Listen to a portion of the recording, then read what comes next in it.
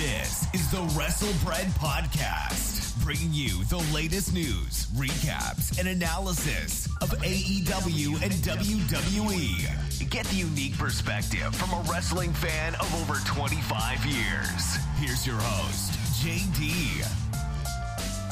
What's going on, guys? This is Jaydee, and thank you for listening into the Wrestlebread Podcast. This is episode number 4, and we have a lot to talk about today. Some breaking news. So we had Sexy Star said that her winning the Lucha Championship inspired WWE's Women's Revolution, which is blasphemy, first of all. She won the title back in April 2006, which is almost a year after Becky Lynch, Charlotte Flair, and Sasha Banks debuted on the main roster. First of all, I don't know why she feels though that she influenced the Women's Revolution when it all started with NXT. In my opinion, it started at NXT, and it started with the hashtag Give Divas a Chance, which was all in 2015. In October 2015, Sasha and Bayley had their first 30-minute Iron Woman match that main evented TakeOver. And then February before that, we had the hashtag of Give Divas a Chance. We also had AJ Lee and Paige that was on the roster before Sexy Star even won the championship. So I feel as though she's just trying to get attention. We don't really talk about her like we used to when she was back in Lucha Underground, since she had got pretty much kicked out of wrestling for breaking someone's arm. I feel as though she can kick all the damn rocks in the world for that. So that's all I want to talk about with her. So we're going to move on. AEW may be getting a TV deal. It hasn't officially been announced, but it looks like they could be coming to TNT. It could be taking SmackDown spot, which is very smart because SmackDown will be moving to Friday on Fox in October, and they'll be leaving Tuesdays wide open. So if AEW putting their show on Tuesdays, whatever, either 8 o'clock or 9 o'clock, whatever they choose, they'll really cash in on all the fans that normally watch wrestling at that time. For everyone who's sitting there thinking that this is going to be another Raw is War, the Monday Night Roars, just calm down, seriously. I feel as though they aren't at the spot yet where they can compete with WWE head-to-head like that. I think they're starting out small. They're trying to, put their imprint in wrestling right now, which they've, so far, in my opinion, they've been doing a good job. And we'll see what happens with Double or Nothing. I have high hopes that it's going to be a good show. A lot of the people that they have featured in the matches, not everyone that I know of. I know some of the wrestlers, of course. I know the Young Bucks, Kenny Omega, Chris Jericho, Cody Rhodes. But I'm very interested to see a lot of the other wrestlers. Sorry if I sound a little weird. I had my tooth pulled, and so part of my mouth is still a bit numb. I feel a little bit like JR talking, because I'm mainly talking out of one side of my mouth. So I should be sounding a lot better next week, sounding more like myself next week. But not fun. It's not fun getting your tooth pulled, by the way. If people out there who have gotten their tooth pulled, you know how much it sucks. Luckily, I'm not in pain. I just feel a little weird because my mouth is partially still a little numb. So getting back to the news, Luke Harper had asked for his release. He tweeted out, he put it on Twitter that he had asked for his release. That he actually has been healthy since February. And that he wrestled at WrestleMania Access for Worlds Collide. He was featured in the Andre the Giant Memorial Battle Royal, but he really didn't get an entrance like everyone else. And you didn't really know that he was in there until he had the stare down with Braun Strowman. I actually liked Luke Harper. I was hoping that when he come back from injury, he would have got repackaged as a singles competitor. I felt as though he was pretty successful when he was with the Wyatt family. They kind of let things slide, him slide when he was a singles competitor, and he got teamed up with Rowan, and they became the Bludgeon Brothers, which at first I wasn't a fan of, but as they got more familiar with their gimmick, I turned into a fan. So I wish him all the luck. It seems like they haven't granted his release yet, which kind of sucks for him. Alexander Wolf put out a tweet as well, and it sounded like he was leaving WWE, but there are some sources that are saying that he's actually being moved down to NXT. There's a lot of people who are not happy with WWE and with management, the writing, things like that. We had the writer who quit during the Hall of Fame weekend because Vince McMahon was upset that Bret Hart mentioned his name during his speech. Back when the SmackDown title was given to Charlotte, we had some of the Mandy Rose and Naomi who was upset about it as well. And now we get to the big story for the past week, Sasha Banks and Bayley. I don't believe some of the rumors. I felt when I first heard the rumor, I wasn't quite sure if it was true. And that rumor is that they were so unhappy with losing their titles that they laid on the floor in the locker room and outside their hotel room and talked loudly about their displeasure with the decision. And at first I was like, I really hope that wasn't the case, because first of all, that is very childish and immature. If you're on the job and you're sitting there laying in the middle of the floor acting very unprofessionally. But then I found out that the source, I believe it was Pro Wrestling Sheet, had multiple people come to them, different sources who all said the same thing at different times. And it sounds like that this is something that WWE is doing themselves to try to save face. According to Dave Mesler from the Wrestling Observer, it's said that they found out not only that they were losing the titles, that they were also splitting the team up. And this was going to happen whether or not Sasha Banks had decided to want to quit or not. They were going to split them up, which sucks because they did fight hard for almost the past year to get the women's tag team titles.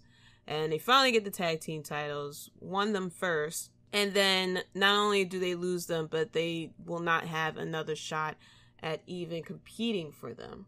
I understand the frustration. I feel as though laying on the floor, if it's true, them laying on the floor and talking loudly about their displeasure is unprofessional. And there's people out there that feels as though Sasha's feelings are justified because of the way she's been treated and poor Sasha, things like that. And I'm sitting there wondering, like, we completely forget who Sasha Banks is. Sasha Banks is one of the 4 horsewomen. Now, of course, Charlotte Flair is being treated the best out of the 4 of them. But everybody forgets that Sasha Banks is in the history books quite a number of times. Like I said earlier, she main evented an NXT pay-per-view. She was the first to do the Iron Woman's 30-minute match. She's the first woman to be in a women's Hell in a Cell. She is the first women's tag team champion. So she has a lot of firsts. Is her character falling to the side? Yes. But that is for a completely different reason, which I'll discuss later on. But Sasha Banks has been treated well. Yes, her storyline has gone flat, for a while. Yes, her title reign wasn't for more than 30 days, but compare her to the other female wrestlers that's on there. Look at Amber Moon. Look at Natalya. Look at Asuka when she won the championship. When she won the championship, Asuka wasn't even featured on TV. I mean, even though they didn't really have nothing for Sasha Banks to do, Sasha Banks was out there doing the little moments of bliss shows and backstage segments and wrestling the Riot Squad 20,000 times. But nevertheless, she is featured. Now, I'm not sitting here saying that she should just lie down and not complain about things. You have a right to feel upset at the fact that, you know, you fought for something for so long and not only was it taken away from you, but you never get a shot again. But don't sit here and act like her whole career on the main roster has been a fluke. She's been featured. She's been in important storylines. She's part of the 4 Horsewomen. And yeah, like I said, Charlotte has been treated a lot better than her. Becky has been treated better now because she has the fans behind her. At least Sasha Banks kind of has something to pretty much have something. I mean, Bayley is not as popular as she was in NXT, unfortunately. I feel like the hugger gimmick is past its time, truthfully. I feel as though she needs a rebrand, a refresher or something. Turn her heel, you know?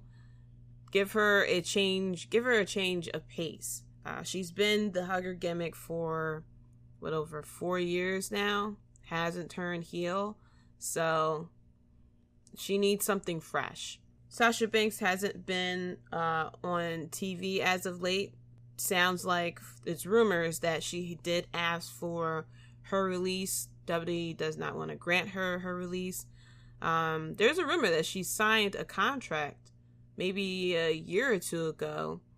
And with WWE contracts, normally they're for 3, 4, or 5 years. So she won't be able to simply really walk away scot-free. The only thing she can do right now is ask for her release, and that's if WWE even grants it. We'll see what happens next week with Raw and SmackDown. We'll see these coming up days what will happen when she comes back from vacation, if she's still on vacation. It seems like her disappearance is turning into a storyline now, that Sasha Banks kind of abandoned Bayley. I mean, I like Sasha Banks, truthfully. I liked her when she was heel, when she was the boss gimmick down at NXT. I feel as though she needs to bring that back. Let's get to what happened with Raw and SmackDown this week with the Superstar Shakeup, which had its good moments, had its bad moments. So the wrestlers who went to Raw was The Miz, Cedric Alexander, Andrade, Zelina Vega, Rey Mysterio, The Usos, Naomi, Eric Young, Lacey Evans, AJ Styles, Ricochet, and Aleister Black, EC3, and apparently we have the War Raiders, who are now known as the Viking Experience, which is the worst fucking name I ever heard of for a tag team. And I read the tweet from Mankind and Road Dogg. They're trying to defend the name. Mankind said, well, if social media existed back then, you guys would have probably acted the same way. Mankind is a better name than the Viking Experience. I could see the Vikings, the Raiders, something like that. I can't understand why they had to change their name. And don't sit here and tell me it's because they couldn't use the word war, or that the sponsors be upset that the fans are chanting war at them when they curse almost every week on Raw or SmackDown. The word ass, the word bitch is being used a lot. So don't give me that. And then first of all, it's a wrestling show. It's fighting. you're going to sit here and tell me that a sponsor of a wrestling show where there is Hell in a Cell, first of all, there's TLC, there's sometimes blood is drawn, there's chair shots, there's table spots, there's ladder spots, that they going to withdraw because of the word war. I was stuck on the name the Viking Experience for at least the next 30 minutes because it sounds like a exhibit at the museum. So in Philadelphia, we have the Franklin Institute, which is all about science and history and things like that. And the Viking Experience sounds like one of their exhibits. I mean, I think there's actually the Viking Experience somewhere as well. I forgot the name of the place. I know that I think it was Ro that tweeted out that he actually went to the Viking Experience at this place. But the Viking Experience, I don't think the name will grow on me. And I know that it's not about the name, it's what they do. But when the casuals hear the name, the Viking Experience, they're not going to jump out of their seats for that. I mean, us and fans that watch NXT, we know what they're capable of. And then not only did they change the name of the tag team, they changed the name of the individuals. They're Eric and Ivar, which I completely missed when they first announced them. And then I noticed that they kept being called Eric and Ivar. And I'm like, what? Did Vince McMahon just watch Shrek or something? Did he kind of watch the Game of Thrones? I don't know what is going on with Vince's head that he has to make these changes. I hope Triple H is fuming because it seems like with every person that's come up from NXT, their name has been changed. We have Andrade now. We have Ali. It's like, and there's no, everybody's name has to be one name, which makes no sense at all.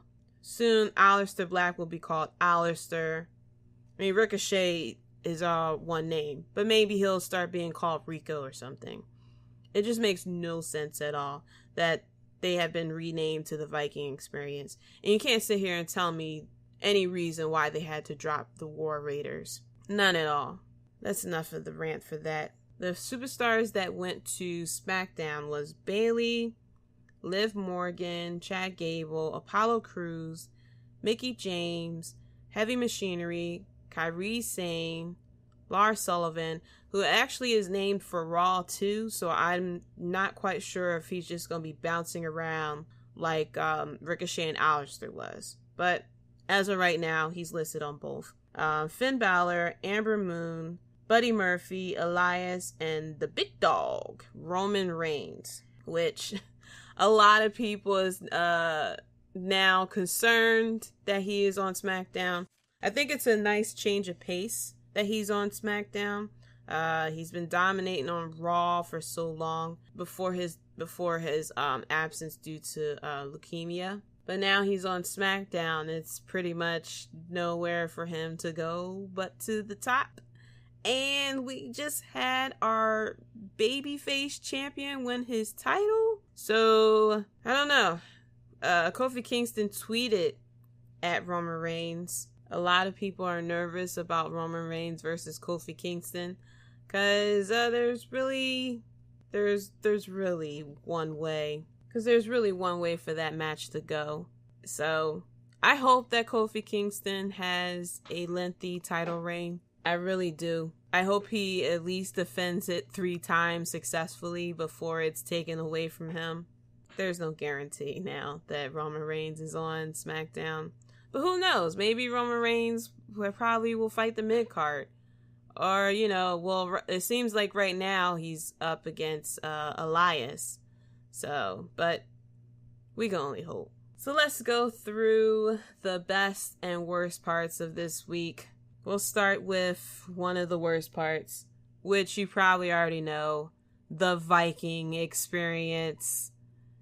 The Viking Experience. Like, you don't think of a badass tag team when you hear the words, the Viking Experience.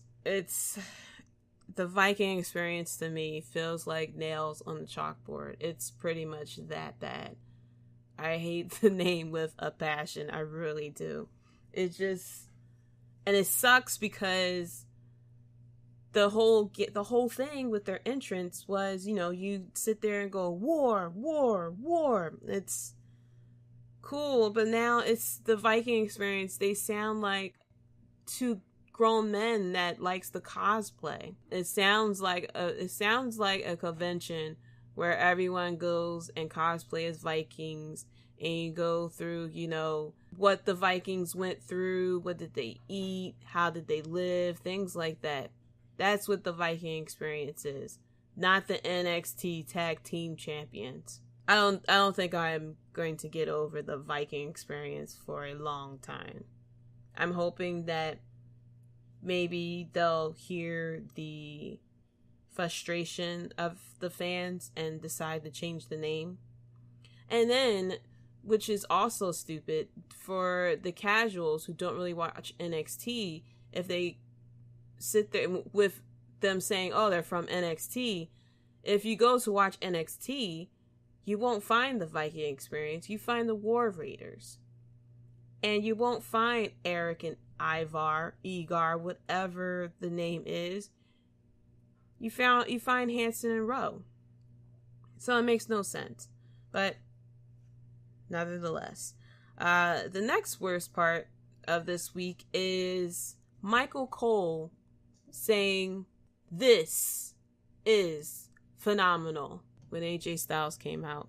So now, instead of hearing "It's the big dog," we might still hear "It's boss time" if Sasha Banks comes back.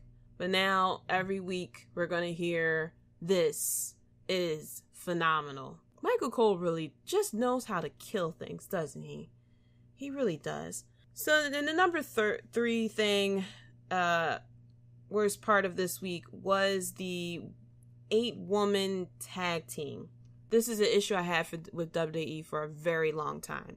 And that's the fact that they don't know how to do multiple women's storylines. For whatever reason, they just can't concentrate on more than one female storyline.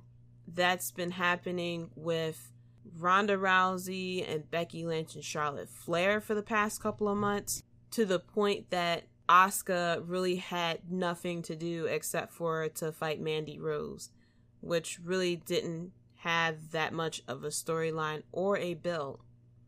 And now that Becky has both belts, which I felt as though it was a bad idea for Becky Lynch to get 2 belts. It's cool that she has 2 belts, but I feel as though it's a bad idea that she has 2 belts, because now you have both brands squished into one storyline, except for the tag team titles. But the tag team titles was even squished into this week as well, with the 8-woman tag team match. You're going to have Becky defending the titles on both brands.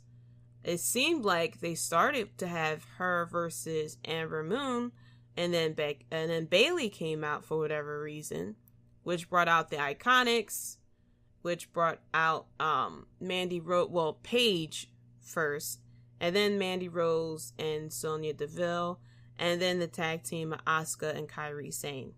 And then from there, we had the 8-women tag team.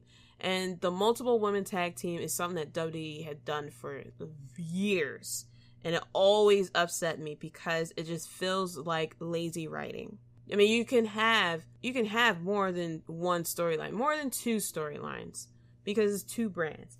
We can do more than 2 storylines. Come on. Because we had Becky Lynch versus Lacey Evans, and now we have Becky Lynch versus the cluster of the SmackDown women. It's very frustrating because they like to say this is the women's revolution. But in order for there to be a women's revolution, there should be more than 1 or 2 storylines with the women. It can be done.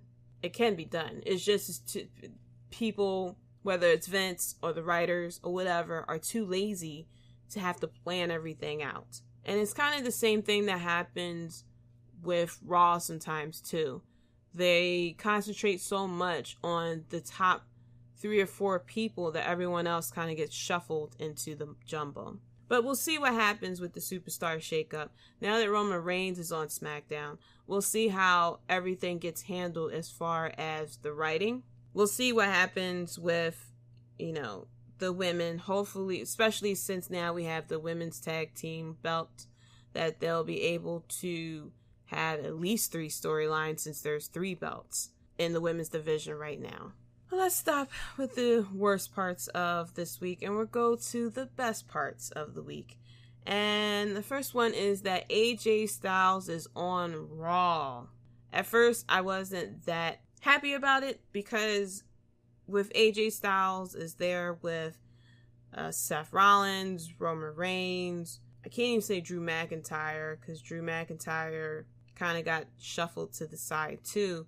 But with such big names, I was afraid that he would get lost into the shuffle. But now that him and Roman Reigns had switched brands, I feel as though this is AJ Styles' time to shine. And I'm hoping he gets the Universal Championship too. It'll be a lot of good matchups with him on the Raw brand, especially him versus Seth Rollins, of course. That'll be a great feud. We'll see how they handle that, because they like to do the babyface versus heel. So we'll see if AJ Styles will stay as a babyface, or if he'll turn heel, or if Seth Rollins. Well, I doubt Seth Rollins will turn heel because of the whole Shield factor. But it's the WWE. Anything can happen.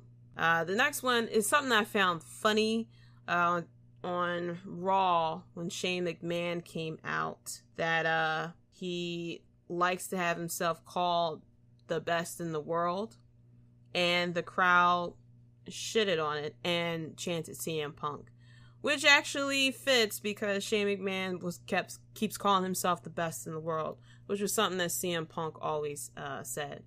CM Punk did do a interview, I would say about maybe a week or 2 ago, and he was asked about Shane McMahon and being called the best in the world, and he did find that it was a bit of a jab to him, which I feel the same way. There's no reason why a McMahon does this whole tournament called the best in the world, and for a McMahon to win the best in the world if it wasn't, to kind of shit on either CM Punk or the rest of the roster. So the next best part was KO's hips do not lie.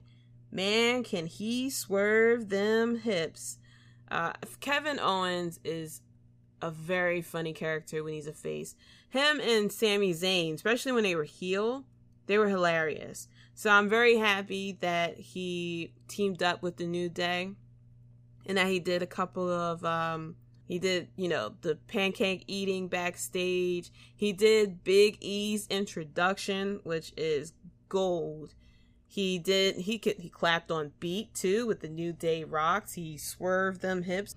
He's called the Big O, which I found funny and which also made me a little upset because we can't say the War Raiders, but we can call Kevin Owens the Big O. But I'm glad that they didn't have him turn heel on SmackDown and turn on Kofi Kingston. I hope that they let this go for a couple of more weeks, because those segments were really funny and it was good because Kevin Owens is hilarious. He is. And him with the New Day, it's gold.